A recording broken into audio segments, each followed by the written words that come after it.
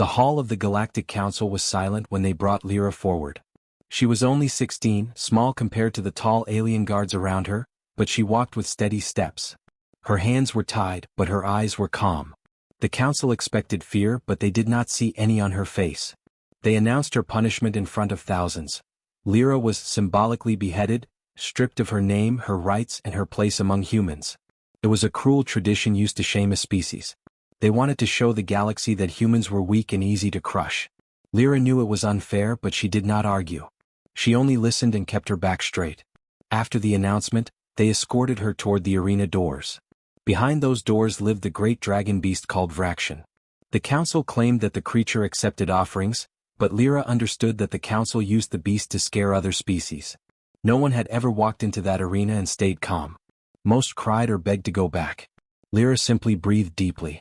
The guards whispered to each other as they walked beside her. Some were confused. Some smirked.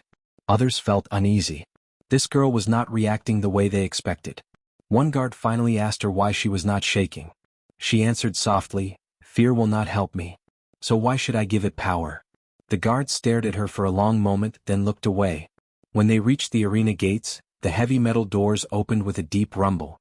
Warm air rushed out, carrying the earthy scent of the creature inside. The stadium above was filled with aliens watching from every level. Lights flashed, screens showed her face, and murmurs spread through the crowd. They wanted a show. They expected the beast to roar and take control. They expected Lyra to fall to her knees. But when Lyra stepped inside, she did not feel weak. She felt strangely steady, as if she had already accepted everything. She was not here to prove anything. She was here because she had been chosen, and she would face it with as much dignity as she had left. Vraction lay in the center of the arena. His giant wings were folded. His scales shimmered under the lights like molten silver. He was not chained, but he wore a metallic collar that showed the council still controlled him. When he heard her footsteps, his eyes opened, two bright, golden lights shining through the dust. The crowd leaned forward. Lyra stopped several steps away from him. She did not move closer. She did not run. She simply stood there, breathing slowly. Vraction lifted his head. His long neck curved slightly as he studied her. His eyes were sharp, almost too intelligent. Lyra felt the weight of his gaze, but instead of fear, she felt a strange softness inside her chest. It felt like curiosity, not danger. The council waited for him to roar. They waited for the ground to shake. They waited for Lyra to scream. But Vraction did not roar. He only stared. The silence in the arena felt heavy. Lyra could hear her own heartbeat. She could hear the faint crackle of electricity from the collar around the beast's neck. She understood then that Vraction was not just a monster. He was trapped just like she was. Very slowly, Lyra lifted her hands. She kept her movements gentle and open. She did not step forward, but she showed that she meant no harm. The crowd whispered loudly. Some were confused. Some were disappointed. Some were curious, and some were angry that the creature had not reacted the way they expected. Vraction breathed out, a warm puff of air spreading toward her. Lyra closed her eyes for a moment, letting the air touch her face. It reminded her of standing near a warm fire on cold nights. When she opened her eyes again, Vraction had shifted slightly. It was a small movement, but it changed everything. The beast's front claws dug into the ground as he leaned closer, just a little. The guards at the edge of the arena tightened their grip on their weapons. Lyra stayed still. Something passed between her and the beast, silent and invisible. It was not a voice. It was not a message. It was just a feeling, like a soft tug deep inside her mind. A connection that made no sense yet felt real. She did not know what he wanted, but she sensed he was waiting, watching, testing her reaction. Instead of stepping back, she smiled just a little. A small, gentle smile, the kind someone gives when they want to calm a frightened animal. Above them, the council members shifted in their seats. They were nervous now. This was not what they had planned. The ceremony was meant to show dominance, not curiosity. They wanted fear, not silence. They wanted the beast to act, not hesitate. But Vraction did not hesitate out of fear. He hesitated because he saw something different in Lyra, something he did not understand yet. Lyra could sense it. She could feel the moment changing. She whispered, "It's okay. I'm not here to hurt you." The beast's eyes softened just slightly. And for the first time since the creature had been brought to the council, he did not look like a weapon. He looked like a living being trying to understand a girl who refused to be afraid. And the galaxy watched, confused and silent, as the condemned human and the feared dragon beast stood facing each other. alone, connected, and waiting for what came next. Lyra stood quietly in the arena while the dragon beast, Vraction, watched her with glowing golden eyes. The crowd waited for her to run or scream, but she did nothing except breathe slowly and calmly. Her clothes were dusty, her hands were still tied, but her spirit didn't shake. She looked at Vraction as if he was something she wanted to understand, not something she wanted to escape. Vraction lifted his head a little higher. The chains attached to his collar rattled softly, and the sound echoed across the empty ground. His huge wings shifted as if he was deciding whether this small human was worth a reaction. Everyone expected him to attack. That was what he always did when a living offering was placed in front of him. But this time something was different. Lyra watched him without blinking. She could see the scars across his body, long marks that looked old and painful. She wondered how many years he had been kept here, controlled and used by the council like a tool. That thought made her chest tighten. The crowd above them grew louder. They shouted commands demanding the creature to strike. Some laughed at her stillness. Others felt confused that she hadn't already fallen apart. The council members whispered to each other, trying to understand why the beast was not behaving normally. But Lyra didn't pay attention to any of that. Her focus was on the creature in front of her. She spoke softly, her voice shaking only a little. "You don't want to hurt me, do you?" Her words were quiet, but in the silence of the arena, they felt louder than any shout. Vraction made a low sound deep in his throat. It wasn't a growl. It was more like a question. He leaned just a little closer, and she felt the warm air from his breath touch her skin. It didn't feel dangerous. It felt alive. Like he was trying to understand her scent, her presence, her calmness.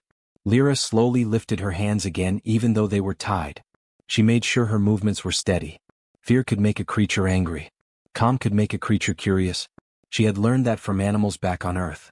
Maybe it worked on alien beasts too. Vraction blinked once. The light from his eyes dimmed and brightened, like a heartbeat. He didn't step closer, but he didn't step back either. He was waiting. The guards grew nervous. One of them shouted from behind the gates, "Human! Move away. Do not provoke it." But Lyra ignored him. Something deep in her heart told her that stepping back would break whatever fragile moment had formed between them. Instead she spoke again. "I'm not here to hurt you. I don't fear you." Fear was what Vraction knew. Fear was what every creature showed him. But this girl, she was different. His mind, shaped by years of pain and control, didn't know how to respond to someone who didn't tremble at the sight of him. He lowered his head slightly, bringing his golden eyes level with hers. His nose was close enough that she could feel the heat radiating off his scales. She didn't move. If she moved too fast, he might think she was a threat. If she showed fear, he might think she was prey. The crowd held their breath. The council leader frowned. "This is wrong," he whispered to the others. "The creature is responding to her." One of them replied, "It should not be possible." But it was happening. Vraction took a slow breath in. Lyra didn't step back. She stood like a small stone in front of a giant tide, but somehow, the tide did not wash her away. For a moment, everything was still. Vraction made a soft, rumbling sound. Not a roar. Not a growl. Something gentle. Something no one had ever heard from him. The sound rolled through the arena like a warm wave. Lyra's eyes widened. She understood that sound. It was trust. Uncertain, fragile, but real. She whispered, "You're not a monster." The creature's eyes softened again. His wings relaxed. His claws loosened their grip on the earth. He shifted his weight and lowered his giant body slightly, like he was trying to come closer without scaring her. This changed everything. The council guards panicked. They activated the control collar, sending a sharp shock through Vraction's body. He jerked back, roaring in pain, and the ground shook under him. Lyra cried out and reached toward him without thinking. "Stop. Don't hurt him." Her voice echoed across the arena. The guards did not listen. They sent another shock, trying to force the beast back into his usual violent state. Vraction snarled, confused and hurt. His body tensed, his wings opened slightly, but he didn't attack Lyra. Even in pain, he never turned his anger toward her. Lyra stepped closer to him even though the guards shouted for her to stop. She placed herself between Vraction and the towers from which the shocks were coming. She couldn't stop the pain, but she could show him that she was not part of it. Her voice was soft but full of courage. "I'm here. I won't leave." The collar crackled again. The beast shuddered, but when he looked at Lyra, something inside him steadied. He didn't roar. He didn't lash out. He simply watched her, his golden eyes full of a new, impossible emotion, trust. The crowd didn't know what to say. The council didn't know what to do. And Lyra, the girl who was supposed to be a sacrifice, had just become the one thing the beast had never known. A friend he didn't fear. A human who didn't fear him. A bond that wasn't supposed to exist. And everything in the galaxy began to change from that moment. The arena lights dimmed as the council prepared to continue the ceremony. The watchers in the stands grew silent again. They expected the beast to return to its violent nature. They expected the human girl to finally break. But what they had seen, Lyra standing calmly beside Vraction, had shaken every assumption they held. The council leader raised his hand, signaling the start of the final phase. "Begin the ritual," he ordered. Guards moved toward the control stations surrounding the arena. Long metal rods connected to the collar around Vraction's neck powered up. Bright sparks crawled across the wires. The air carried a tense vibration. This final surge was stronger than the shocks before. It was meant to force the beast into uncontrollable anger. Lyra felt the tension before anything happened. She stepped closer to Vraction, her heart pounding but her face steady. "It's okay," she whispered. "Stay with me." Vraction lowered his head slightly. His breathing was heavy, his muscles tight, but he didn't back away from her. Instead, he leaned toward her, pressing his forehead gently against the space just in front of her. It was a silent plea. A silent trust. Then the shock hit. Bright light flashed along his collar, and the beast roared as his entire body jerked. His wings snapped open with a loud crack. The earth shook under his weight. But even in the pain, even as the energy burned through his nerves, he did not strike at Lyra. He turned away from her instead, pushing his claws into the ground to hold himself steady. Lyra cried out and reached toward him. "Stop hurting him. Please stop." Her voice carried up the stands, but the council ignored her. They wanted a show.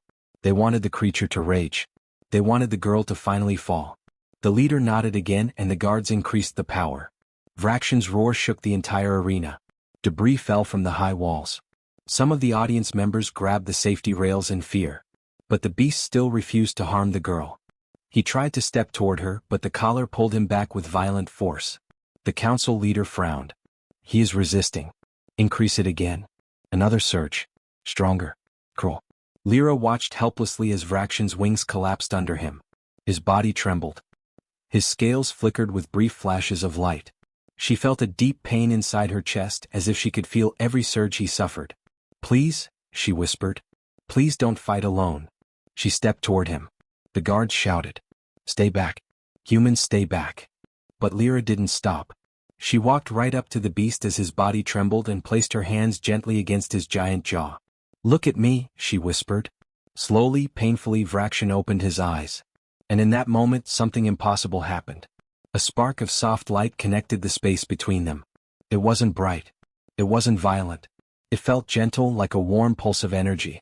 The arena fell completely silent as the two glowed faintly. The council members stared. "What is that?" one of them whispered. Another answered, "A mind link? Impossible. Not between a human and a Thalarian beast." But it was happening. Vraction's pain lessened as the soft connection between them grew stronger. Lyra wasn't healing him. She wasn't using any power. She was simply present. Her calm, her courage, her refusal to leave him alone, it all flowed into the beast through the strange bond forming between them. The next shock hit, but this time something blocked it. A wave of shimmering light pulsed outward from Vraction's body. It wasn't from the collar. It wasn't from the council. It was from him. The chain of energy meant to control him shattered like thin glass. The metal rods powering the collar sparked violently and then burned out. The collar itself broke into pieces around his neck. Vraction lifted his head slowly, breathing hard but finally free. The council panicked. "Deactivate the arena gates. Secure the exits," one shouted. "It's breaking the ritual," yelled another. But the watchers in the stands weren't cheering for the council anymore. They were staring at the girl and the beast standing together in the center, calmly, while the broken pieces of the collar fell to the ground. Vraction took a slow step toward Lyra. She didn't move back. She placed her hand gently against his cheek, her eyes full of something quiet and strong. "You're free," she whispered. The beast made a soft rumbling sound. Not anger. Not pain. Something closer to relief. The council guards rushed forward, weapons ready. But Vraction moved with surprising speed. He shifted his wings in a sweeping motion, creating a gust of wind that pushed the guards back without harming them. He did not attack. He simply protected her. The crowd gasped. Not one person had ever seen a Thalarian beast defend anyone, especially not a human. The ceremony collapsed completely. The ritual was broken. The council had lost control. And at the center of the storm stood Lyra and Vraxian, side by side, bound by a connection no one had ever imagined. In that moment, the galaxy changed direction, because a creature built for war had chosen peace, and a girl meant to be sacrificed had become his shield. Together, they had broken a ceremony that had controlled the beast for years. Together, they had done the impossible. Vraxian stood tall now, finally free from the control collar, but the moment of freedom felt fragile. The arena was filled with shouting guards, confused council members and thousands of shocked watchers. Yet in the middle of all of it, the giant beast did not move away from Lyra. He stayed close, lowering his massive head beside her like she was the only safe thing in the entire place. Lyra felt his warm breath on her shoulder. She knew he was still weak. The shocks had drained him and his wings trembled slightly. But even in this state he was powerful enough to crush anything around him. Still he chose to stand still. He chose not to attack. He chose to guard her. The council leader shouted from the upper platform, "Contain that creature. Do not let it leave the arena." But none of the guards wanted to move too close. They had seen the beast's new strength when he broke the collar. They didn't want to risk being the first ones in his path. Vraxian's eyes followed every movement from above. His golden gaze then returned to the small girl beside him. She stood with her hands still gently resting against his scales, even though her legs shook. She was afraid, but she refused to leave him. "Are you all right?" she asked softly, even though he couldn't answer with words. The beast made a low sound, deeper than before. It wasn't a sound of pain. It was almost like he was speaking in his own way. Lyra understood the meaning behind it. He was telling her he trusted her. He was telling her he was with her. The crowd was silent as they watched something none of them had ever imagined. An ancient war beast leaning into the touch of a human girl. The council leader slammed his fist against the railing. "Enough. Activate the secondary restraints." Metal doors beneath the arena floor opened. Large mechanical arms rose, glowing with bright energy. These machines were built to control even the strongest creatures. They hummed loudly, ready to strike Vraxian with binding nets made of force fields. Lyra's heart raced. She stepped in front of Vraxian before the machines could fire. "No," she yelled. "He's not your weapon anymore." Vraxian growled, wings opening halfway in warning. The mechanical arms locked onto the beast's position and fired bright nets toward him. The watchers flinched. But the nets never reached him. Vraxian dropped one wing around Lyra like a shield and used the other to sweep the nets aside. The force fields crashed against the ground and dissolved. Dust exploded around them. The crowd stared in disbelief. A guard backed away and whispered, "He's protecting her. He's actually protecting her." The council leader's face twisted with anger. He cannot choose a human. It is impossible. Yet that was exactly what had happened. Lyra stepped out from beneath Vraxian's wing and placed her hand on his jaw again. "Thank you," she whispered. The beast lowered his head even further. It was an act of respect, an act of loyalty, one the council could not accept. The leader nodded to the guards. "Open the containment gates. Prepare for lethal force." Lyra heard it. Her stomach dropped. They were going to destroy him. "No. Stop," she shouted. But the gates opened anyway. Rows of armored soldiers stepped inside the arena with large weapons glowing at the tips. The weapons were not designed to stun. They were meant to kill something as strong as Vraxian. The beast sensed the danger instantly. His wings rose high. His chest expanded. A low rumble built in his throat. He didn't want to attack, but he would defend himself and Lyra if he had to. Lyra placed her hand over his scales and whispered, "Don't fight them. Please." Vraxian looked at her, confused but still listening. He didn't know how to protect her without attacking. His instincts screamed at him to roar, to charge, to break the threat. But she asked him not to. Then something strange happened. A glow spread from Lyra's hand into the beast's scales. It wasn't bright or powerful. It was calm. It was steady. The same soft connection from earlier returned, but this time stronger, wider. It reached Vraxian's wings, his chest, his eyes, and something inside him changed. He stepped back, not in fear but in control. He lifted Lyra gently using the curve of his wing, placing her safely on his back. The crowd gasped. The arena guards panicked. The beast crouched low, wings spreading wide. "He's going to fly," someone shouted. "No, shut the sky barriers," a guard yelled. But Vraxian was faster. With a single massive push from his legs he launched into the air. Dust exploded beneath him. The sky barrier flickered, failing to activate in time. His wings caught the air, beating with powerful strokes that carried him higher and higher. The watchers rose from their seats. Some screamed. Some cheered. Some stared in awe as the giant war beast soared above the arena walls with a human girl holding onto his scales. Lyra looked down at the city far below. The wind rushed past her face. For the first time since she was taken by the council, she felt free. Vrakshan let out a sound, deep, strong and proud. It echoed across the sky like a declaration. He had chosen her. A beast built for war chose a human girl. And the whole galaxy saw it happen. The sky above the arena stayed silent as Alira stood beside the great beast. The whole Galactic Council watched with fear and confusion. No one understood why the creature, feared across systems, had chosen to protect a human girl instead of following its violent instincts. But something powerful had changed inside it and inside her too. Alira felt its warm breath on her back. She did not move away. She knew the beast was not her enemy anymore. She felt a strange connection, like a small voice inside her mind trying to speak. The beast lowered its head and she gently touched its scales. The moment her hand made contact, a soft ripple of light spread across the arena floor. The spectators gasped and stepped back. The council guards aimed their weapons but the beast growled, shaking the entire chamber. Alira raised her hands slowly and stood in front of the creature. She spoke in a calm voice telling the guards to stop.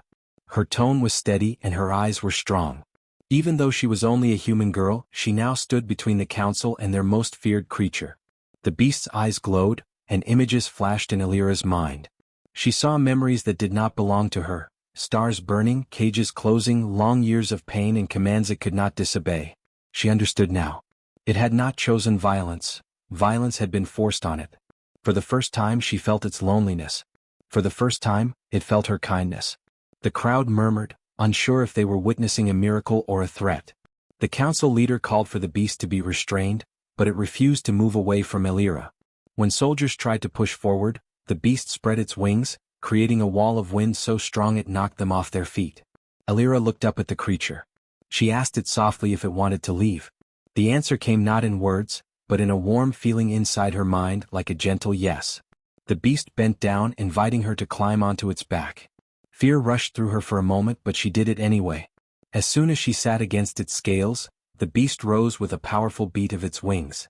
The arena shook, dust rising like smoke. The council shouted orders, but nothing could stop the creature now. It launched into the sky, carrying Alira far above the city of towers and lights. For the first time in years, the beast felt freedom. For the first time in her life, Alira felt power, not the kind that hurts but the kind that heals. They flew over mountains, oceans, and glowing forests. Alira felt the air rush around her, but she felt safe.